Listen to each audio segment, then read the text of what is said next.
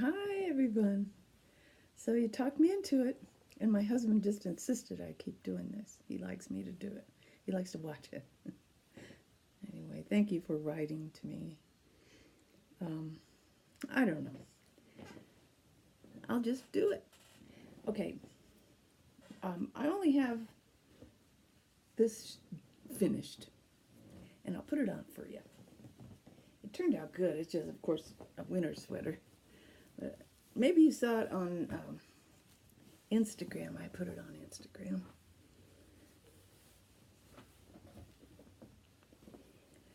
It turned out very well. Ooh, it feels nice. It's DK wool. When you knit DK wool up, it's just as warm as a worsted, I think. Let me show you. Okay. All right, there we go. Finished sweater. I folded it all up nice and put it in a drawer with a cedar block thing. I sent to Knit Picks for a whole bag of cedar blocks, and I stuck them all in my knitting and my yarn and my sweaters. Keep those moths out. Oh God! Speaking of, you also have to keep quail out of your yarn. You know that? Yeah. Our new kitty that I've told you about, who is such a character, is he almost got the boot the other night. He almost got taken out in handcuffs, and put in the Old Bailey because, it's getting warm around here, so we left the door open. And also, he likes to come and go, so we left the door open just a little. Well, he brought in a live quail, about this big, like a mid-sized quail. He brought it in while we were watching TV. We're just sitting there watching TV. All of a sudden, there was this bird and cat fight in the middle of the living room in front of our faces. And I just start screaming because I don't know what it is. I don't know what is happening. All I know is there's things flying in the air and there's horrible growlings and Casey's going, hey, hey, hey. And it's the cat clawing the bird and the bird trying to get away. The bird ran into the wall, flew all over. The bird ended up in my closet, way in the back of the house. The poor thing, it was bald, a bald bird by this time, because feathers were everywhere on the floors of the whole apartment. Gray and pretty brown feathers everywhere. The poor thing. How did it lose all its feathers? I don't know. Did the cat do that? Or maybe when they get scared, their feathers pop out. It ended up in my closet, my clothes closet, in the back of the house, under all the yarn, in the stash, where I put like bags of acrylic and, well, just things like yarn. Thank God the yarn that was up on the shelves was fine, but the ones that was down on the floor or on the first level of shelving, it got all clawed up from the cat, and the bird was diving under everything. There's feathers in there. I still haven't got all the feathers out. Birds have lots of feathers. The poor thing was hiding in there, and the only thing I could think of to do was to uncover the bird, help the cat find the bird so he could bring him out, because I couldn't bring the bird out. I'm not touching that bird. I don't know what they can bite or what. So I got, some of those bags were just clawed to shreds. The yarn, some of it's shredded, but not all of it. So I got the quail out of there. Well, I just made a hole, so the bird, came out with it in his mouth, and he's such a hunter. Over the top hunter, too much. Anyway, he brought it out, and then it started running in the bathroom. It ran in the bathroom, and Casey went in there with a towel, put it over the bird, scooped up the bird like this, ran outside, and let it go. It ran way far away, and the cat was in the house. Wanting his bird back, howling and howling. Oh, what a mess. I had to get the vacuum out, and it was like 8:30 when the neighbors didn't appreciate the vacuum cleaner. But I got the main feathers out so we could at least sit in the living room without all those feathers. And Oh, and then the next day I got the rest, but I didn't get all of them. There's still some in the closet. I have to go through the stash and get all the bird feathers out of my yarn. Oh, that was annoying. That cat.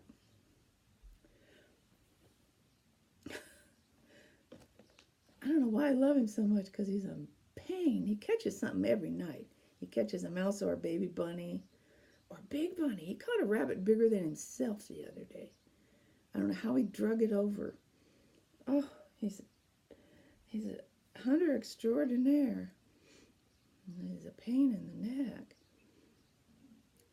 So you have to watch out for those birds in that stash.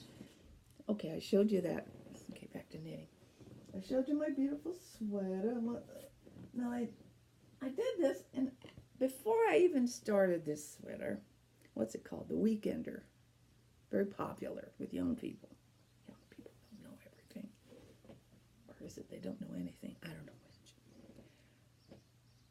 I knew when I was making this, a big giant box isn't really that flattering on a big giant lady. Or maybe not on anyone. I don't know. But I made it. I made the son of a gun. Except for sleeves. And you have to take your glasses off because it won't fit over my head with my glasses on. Okay. So I made it. Because I didn't put the sleeves because I might just frog it. So, see, it got pulled because it was so tight over my head.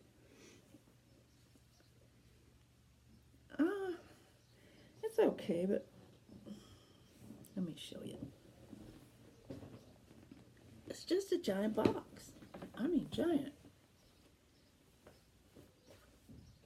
Did you ever wear a potato sack? I mean, it's even the color of a potato sack. I don't think I like this very much. I could make a nice regular sweater. When it's this size, this is big, but it's comfortable and nice. I think I can make something like this that's better than this big box. And it was boring. I gotta warn you, this thing was boring and long. I'm not too fond of it. So it's just been folded up and sitting in a pile. Here, let me take it off. It's a really beautiful day today. It's in the 70s. We'll have 80s tomorrow.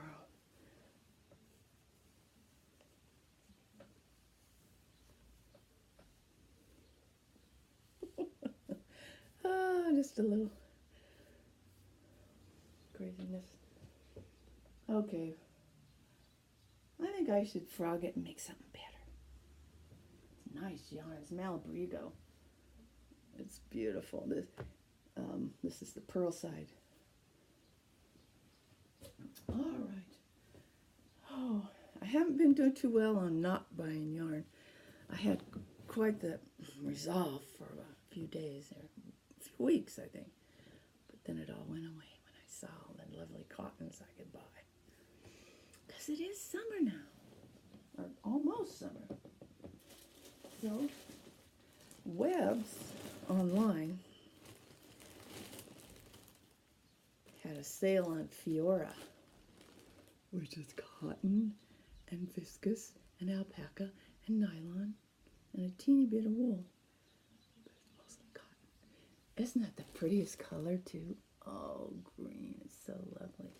So I got a whole bag of it. I'm going to make something. I wonder if I could make color work. Have you ever made color work of sweater with that wool? With the cotton wool? I wonder if that would work. And anyway, that's going to be a lovely sweater. And I have other colors of it I could put with it. I have just like one skein of different colors I could put with it if I needed to make a design. Be pretty. I found in this magazine I just got, Interweave, I found a nice sweater. In fact, there it is right on the front. Laguna. the Laguna sweater. It really looks nice. But it has a really fancy bottom that they want you to do all this stuff to make. A tubular cast on, and puts the pearls on one needle and the knits on the other and do this and that. And then you start making a design. Can you see the design on the bottom? It's kind of hard. A little bit. There. Then you start making that design. Now that's very pretty. It's very attractive. But do I want to go to all that trouble? I just like the sweater. I like the V-neck sweater. I might just make it plain. You know, without the bottom. Because that's a nice looking sweater. It's very classic. I don't know. I guess I'll swatch and see how hard this design is. It's got a big old chart. There's the chart for it. And it doesn't look too hard. And you only do it for maybe, what, it looked like 4 or 5 inches. Yeah, that might be all right. But it's just a nice plain, the shape is just nice plain V-neck pullover, and I think that's nice. I haven't had one of those in years. Was it 20 years ago? 30 years ago. I had a black one of those, a pullover black one that I wore to work all the time. It was so handy. You just throw it over whatever you got. Nice big.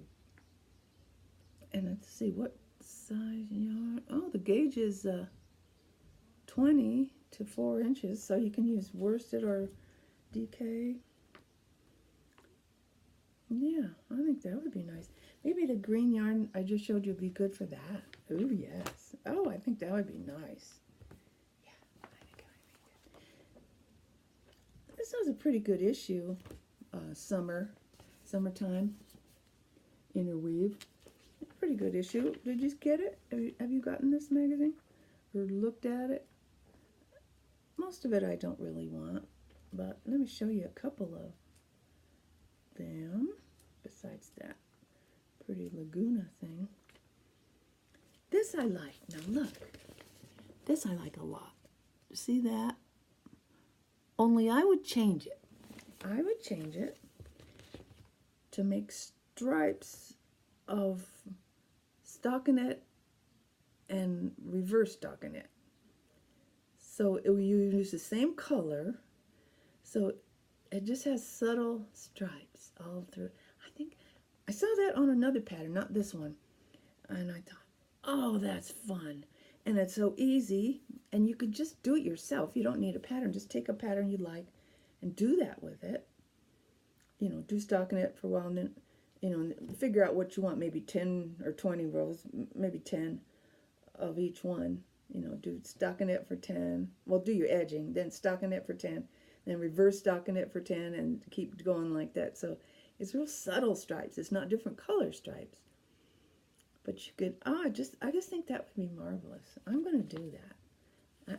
And that'll be fun because I could plan my own sweater. You know, I wouldn't be following a pattern exactly, or maybe I'd be following 2 or 3 patterns, you know, putting them together. Ooh, that's fun. There's pretty things that I'm never going to make, but I think is so nice. That, what's that called? Cumberland pullover. I've never made an all-over lace thing like that. I'm not big on lace. Not only do I not want to wear it, making it makes me crazy. Lace makes me crazy. A woman at my knitting group said, oh, lace is so relaxing, and I just love it. Oh, relaxing? Not me. Relaxing isn't the word. Frustrating and maddening is lace for me. Now, this is cute. I can't believe this is knitted. You actually knit that. Oh, isn't that pretty? It looks like a woven Mexico material. It's so pretty. I love that detail on the bottom there. That is lovely. The X's with the diamonds, and then the stripes with the colors. I just love that. Think of all the ends though. Ah. But that is lovely. You know, that's a possibility I can make. because when you look at the schematics, it isn't that hard. When you look at the actual shape, it's just pretty darn easy. See the shape? That's plain. The fanciness is in the striping and the little border on the bottom. That's nice, and the border on the bottom looks easy too. See that? That looks real easy. I like easy. Or uncomplicated, maybe. That would be pretty. A Baja hoodie. Oh, that looks lovely. Yeah, that's a possibility. A DK weight, brown sheep cotton fleece. Have you ever knit with cotton fleece from brown sheep? When you get done, you have like a 90-pound sweater. That stuff is heavy. It's lovely yarn. It really is nice to knit with. It feels good, but it is heavy. And when it's hot, you don't want to be wearing a 90-pound sweater. No, you don't. No, you don't. I got a Vogue, too. Do you read Vogue? I wonder, is the Vogue fashion magazine connected to this? I guess it is. Oh, they have pretty tops, but you know, I can't wear these. Maybe in the house, but you know, I'm big and my arms are flabby, and but there's a lot of summer tops in it that I can wear, like that one.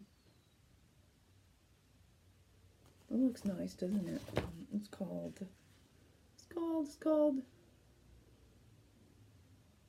Drysdale's Eyelet Top. Eyelet Top, I guess. Anyway, there's a bunch of nice. Ooh, this is pretty.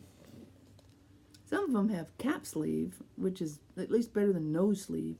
This one's asymmetrical. It goes way over. My husband, I would drive my husband crazy. He goes, straighten your shirt all the time. That's the way it's supposed to go. No, it isn't. It can't be. Oh, boy. That's him. And this is nice. Now, this looks doable. And it's one of those where you seam it together down the front on the wrong side. So it has that nice color of, is that nice little detail of the edging on the outside. I think that's pretty. Of course, I wouldn't have all those colors on me. It's beautiful. But, you know, I didn't happen to buy a bunch of pink and orange yarn and green yarn. So, but that is nice. Let me see the schematic for that. Number 15. Number 15. Where is it? Oh, number 14 is taking up all the room. Bum, bum. Oh, very simple. Right there. Look at that easy thing. Well, what you do is make it in 4 pieces. Yeah, you make it in 4 pieces. Instead of 2, which you could definitely do, and put a pretend seam down the front. That's possible. Or you can do it in 4 pieces and make a real one. That'd be fine. And then you do your own little sleeve. You just put a little ribbon or something on the side. That would be nice. That's called the boxy tee. Yeah, it is boxy. Okay. Oh, that's funny. I might make me this, wear it down to the disco. Wear it. Make this and wear it down to the grocery store. No. I'd like to know who can wear these things. Some of them. All right. All right. Oh, that's nice. That is very nice. Very sweet. And it isn't, it's lace, but not that difficult. Not that difficult.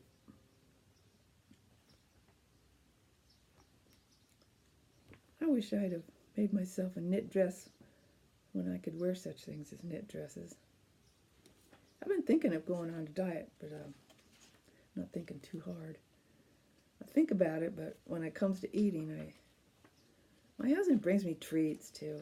It's lovely of him, but I asked him, please don't do it anymore. Brought a big giant chocolate donut with frosting and everything. Look what I brought you. Oh, thank you. They went all my resolve. Ate it all up. He's a nice man. Okay, have I oh, well, of course I got stuff on the go. Of course I'm making something.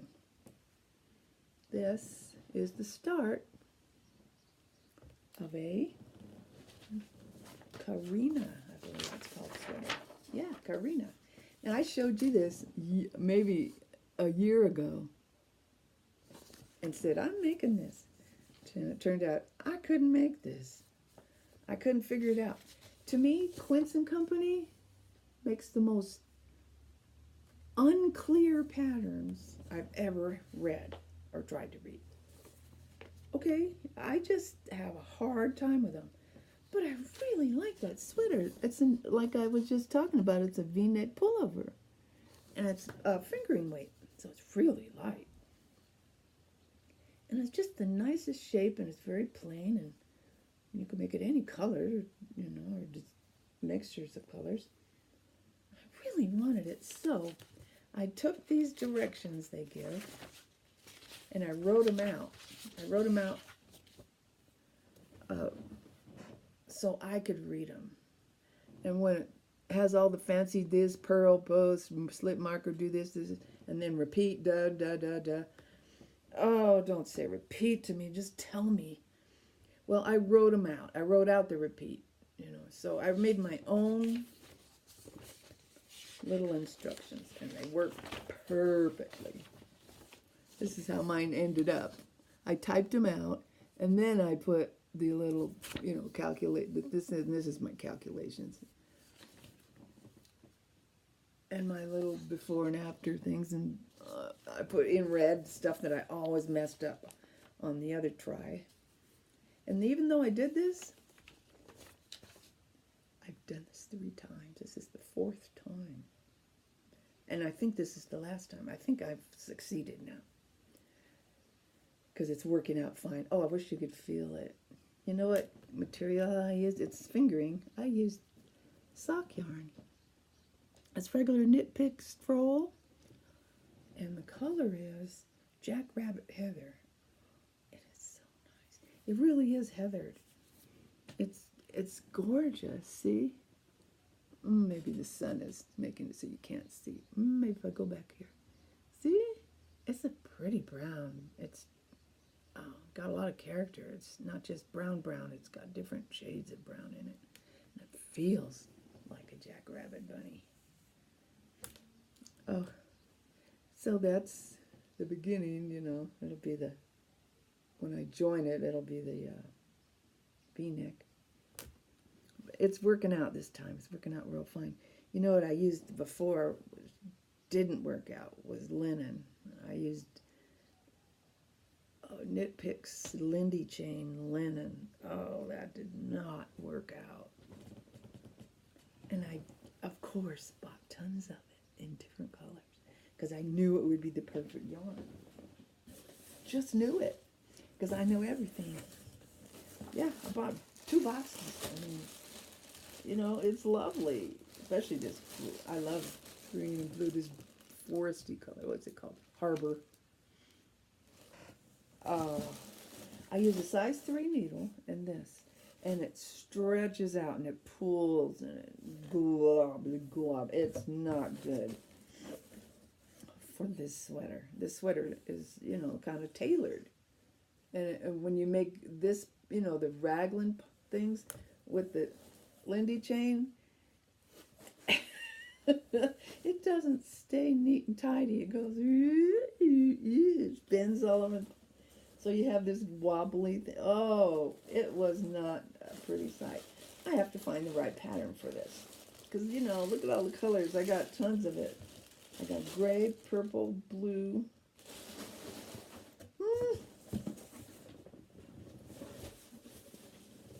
Yes.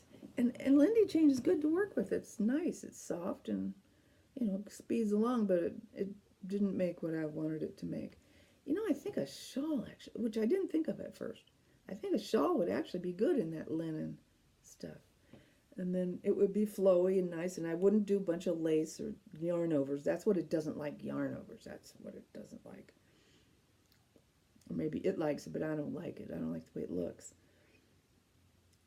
Usually in a yarn over, it gets hidden, kind of, but not in linen. It just shows, yarn over.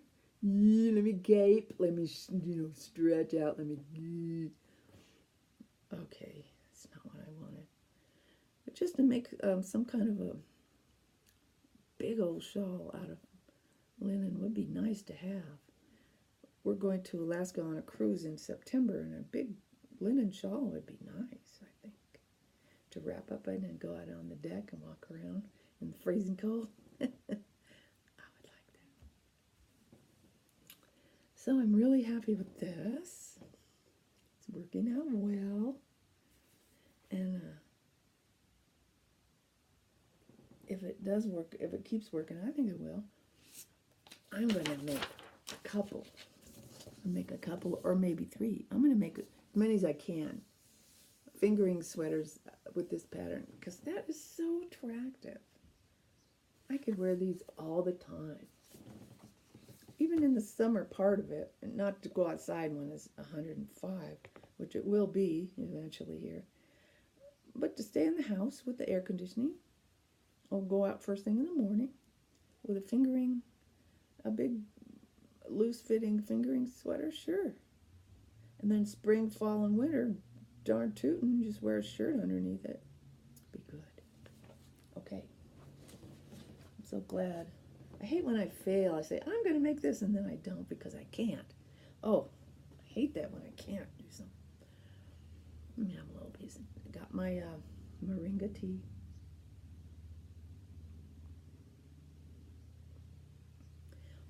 One of you ladies wrote and said, you actually bought this tea at my recommendation. I'm so happy. I can't tell you what this tea would do for you. It made all my, my panels, blood work panels, be perfect. Not only does it have all the vitamins you need in your daily diet, which, of course, since I like sweets so much, I don't get. This adds all the vitamins and stuff. It brings down blood sugar levels, to a good level, and the good, what do they call it? The good cholesterol and the bad cholesterol, puts it all perfect balance. I'm telling you, my doctor said, what have you been doing?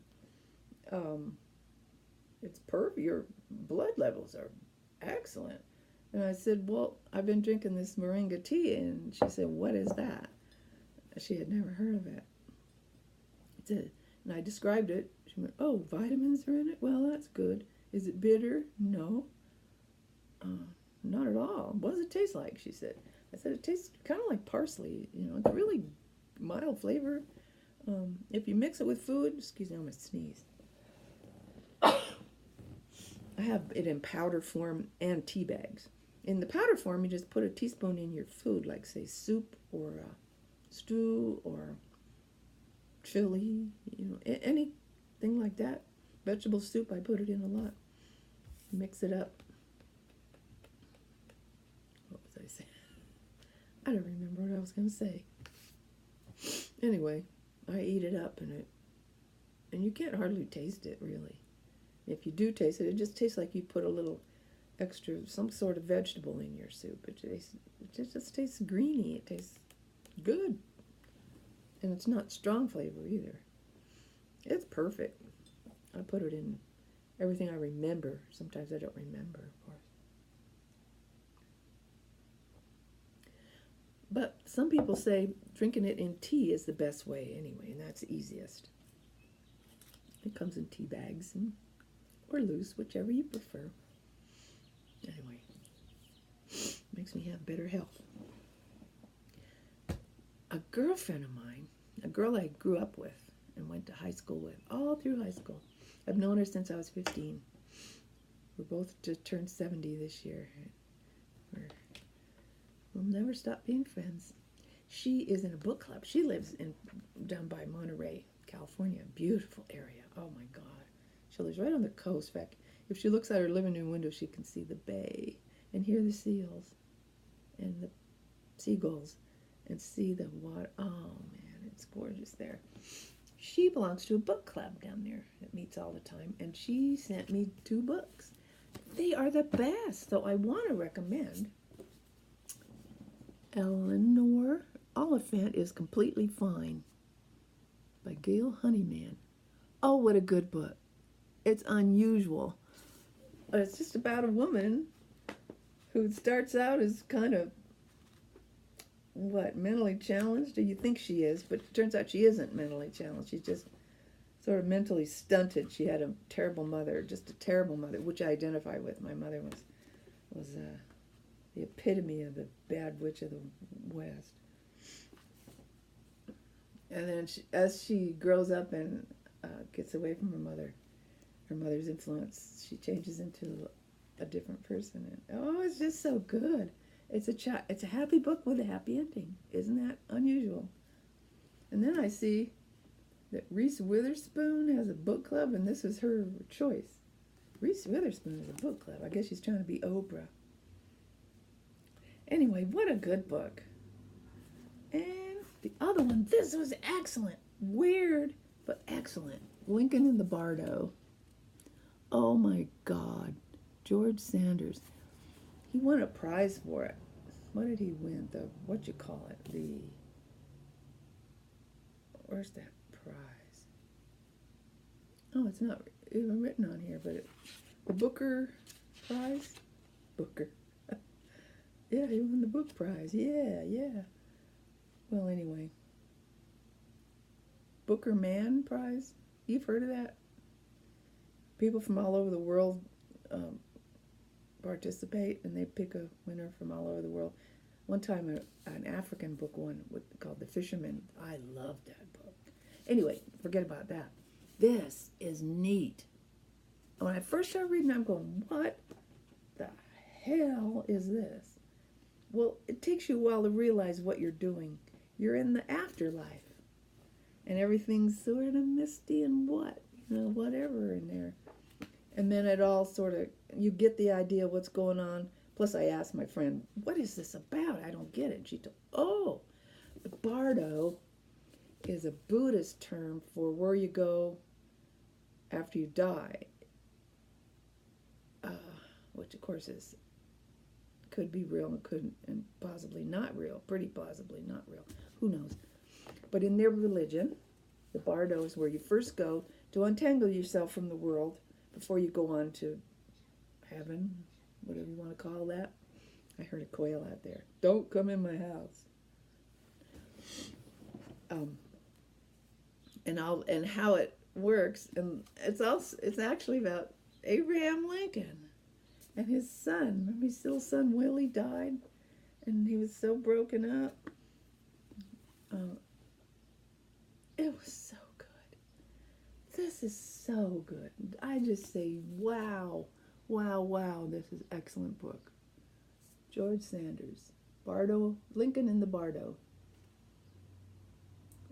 If you get out of the Bardo, you're so happy. A lot of people are afraid to leave it, which I'm told. People believe in ghosts. They say ghosts can get stuck, in that between world, between the regular life and the heaven. I just use the word to heaven. I don't know if there is one, but in the middle parts where the ghosts are stuck and they can't decide if they're alive or not, and they won't let go of their defects and their stuff, and they're afraid. They're afraid to move on. So I think that's what the Bardo is too. But it's entertaining. It's very entertaining. It's funny, and it's good. And it's who's ever read a book about that before? I haven't. So it's really good. And I don't know. It's kind of a touchy subject when you're 70 to read about death. Oh my goodness, because that's where I'm heading, I guess. Yeah, we're all heading there. I think I've run out of things to say. I think I've been a motor mouth. I kind of talk fast. But thank you for all your notes you wrote me. And I listened to you, and my husband wouldn't let up. Come on. Come on. They want to hear from you. Go ahead. Go ahead. I like to watch your podcast. So. All right. Okay. Of course, if someone likes it, they like it. I'm very happy about that. All right. All right. I'll see you in a month. I'll be back sooner than. I was 2 months that time. Okay. I'll try to be back a month or sooner. All right. Bye.